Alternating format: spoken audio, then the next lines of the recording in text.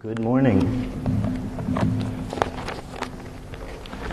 As people trickle back in, my time has already started, so I won't wait. My name is Rush Cosgrove. I am the Assistant Director of Research at the Foundation for Critical Thinking.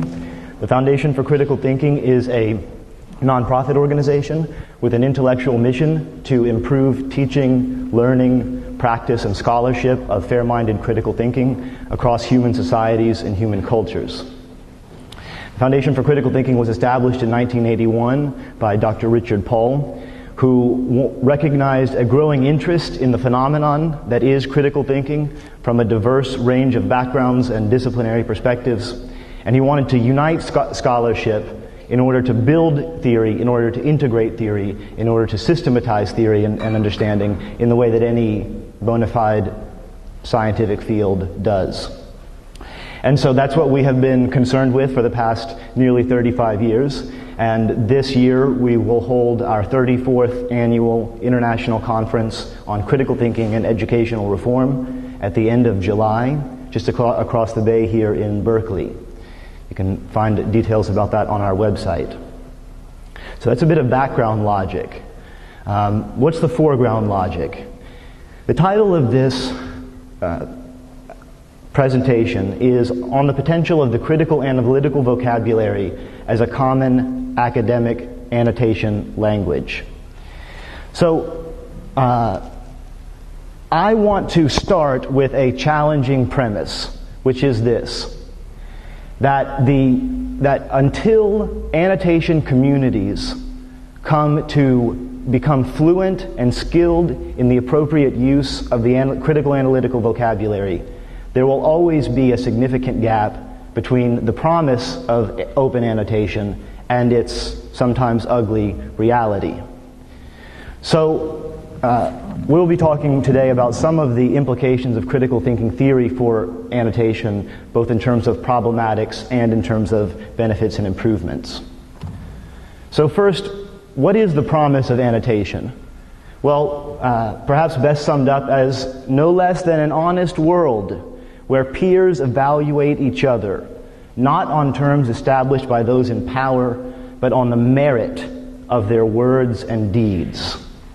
And I think this is a fantastic idea, a fantastic ideal, where my ideas will be considered deeply before they're rejected. At least they will be considered.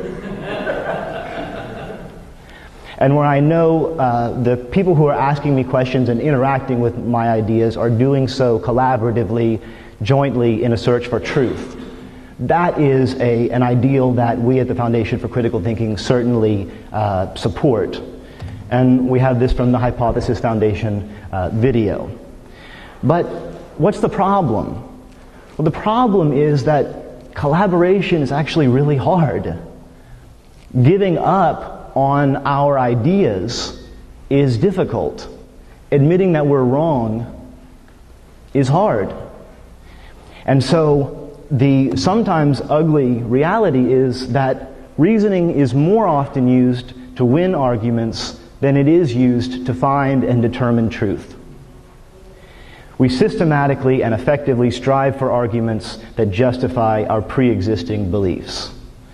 And where is this sober reality coming from to juxtapose against the original ideal? No less than the original creator himself.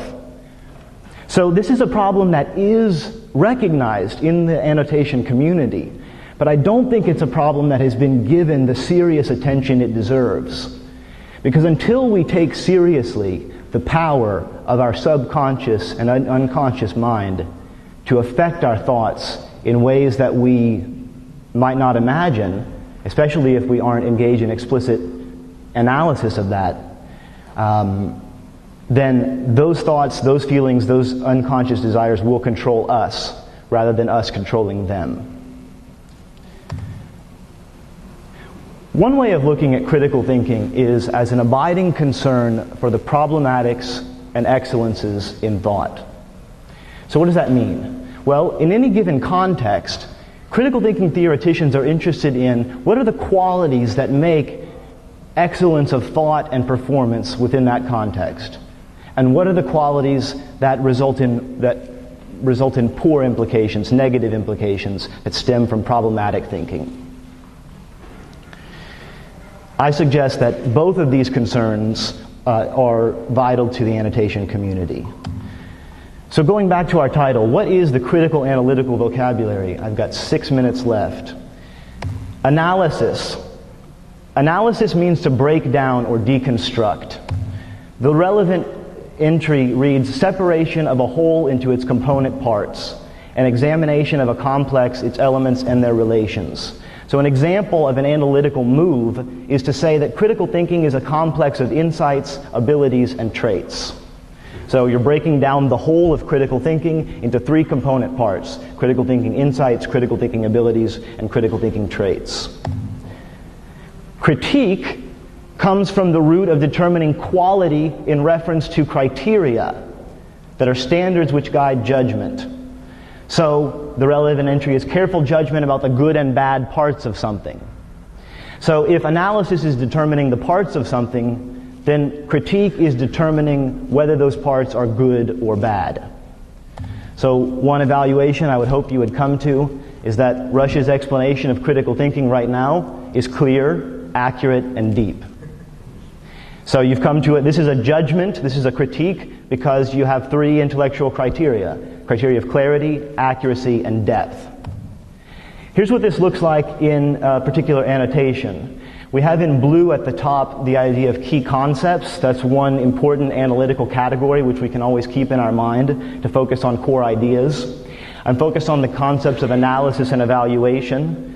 And you can see in the end of the first full paragraph, I have circled analysis and evaluation and attenuated, underlined remarks that define those categories. So we have, for example, analysis as breaking things down into focus on individual parts, and evaluation as determining the extent to which those parts make sense or have validity. These are analytical moves. There is not yet any critique going on.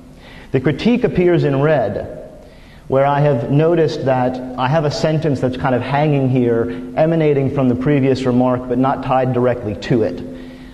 So I want to connect this point with the concept of analysis through elaboration and or exemplification. So, in this example, I am using the concept of relevance primarily as a criteria to determine this critique. So we've talked about 4 criteria now: clarity, accuracy, depth, and relevance.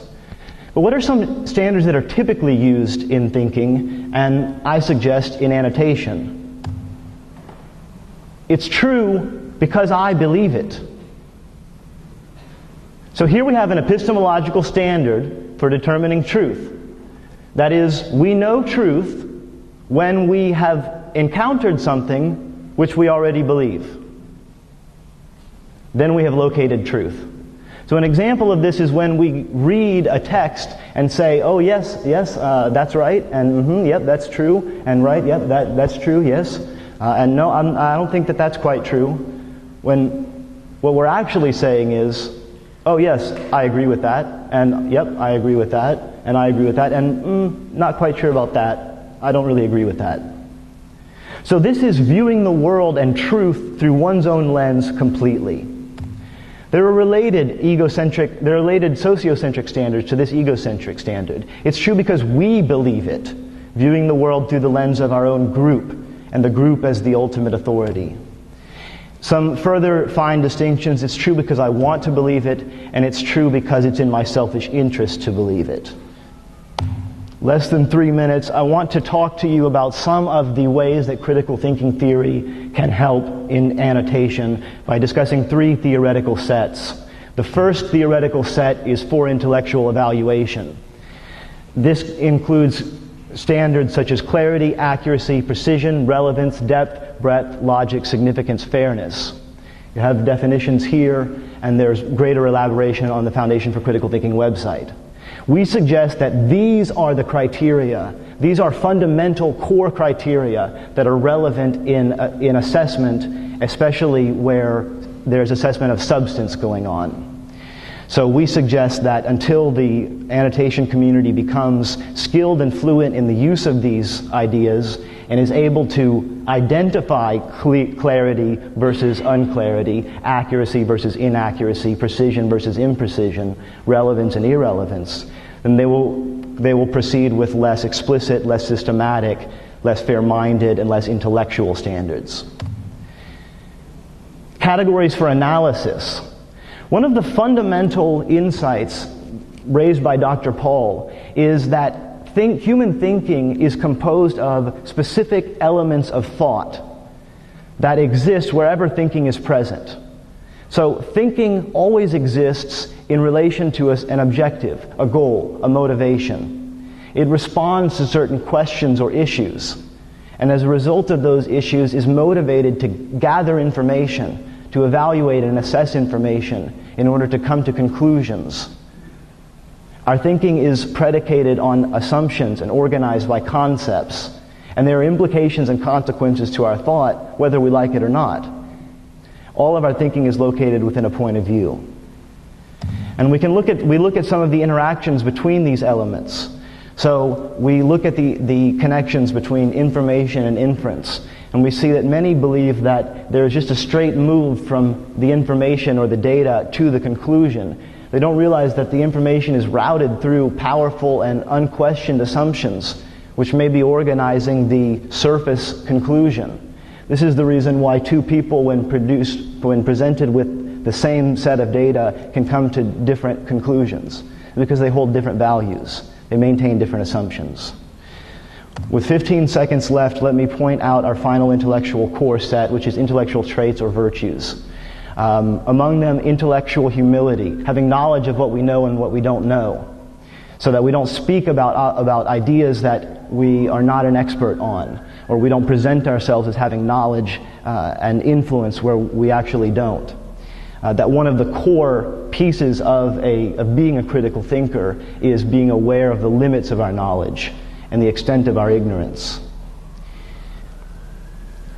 These three conceptual sets, the elements of thought, the intellectual standards, and the intellectual traits, form a powerful core for the critical analytical vocabulary of the English language, which we hope and we would suggest for you to use as leaders in the annotation community, so that the quality of analysis and evaluation can be systematically upgraded. Thank you very much.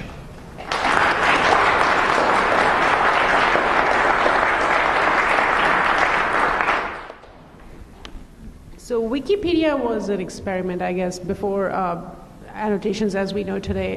How do you think that experiment worked in terms of these values? Well, that's a fantastic question. How has Wikipedia worked according to the intellectual standards?